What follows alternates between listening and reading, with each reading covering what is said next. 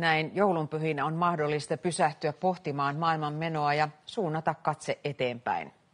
Toimittajamme tapasi Ihmisoikeusliiton pääsihteerin Kaari Mattilan.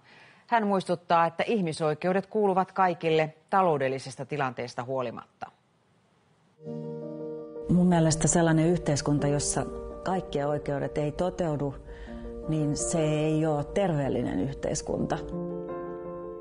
Kyllä sellaiset yhteiskunnat, jotka on vahvasti vahvistanut ihmisoikeudet siinä niin kuin tavallaan politiikan teon välineenä, niin ne on myöskin menestyviä yhteiskuntia, niin kuin Suomi nimenomaan tullut menestyväksi silläkin, että jokaisen ihmisen oikeus ja yhdenvertaisuus on otettu meille niin kuin keskeiseksi politiikan ohjenuoraksi.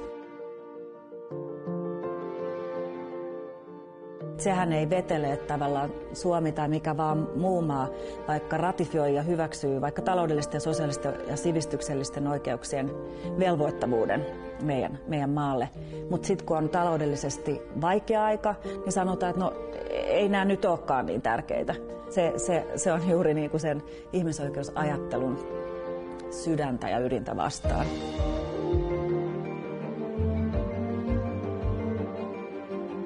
Kaikki ihmisoikeudet kuuluu kaikille ihmisille.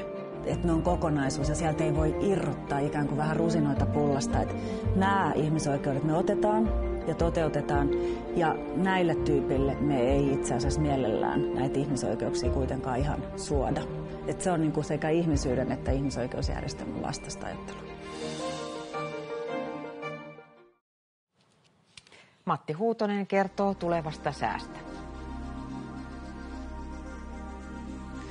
Lumi- ja räntäsateita liikkuu edelleen Suomen yli itään ja ajokeli voi tässä lähivuorokauden aikana olla monin paikoin hyvinkin liukas. Sateita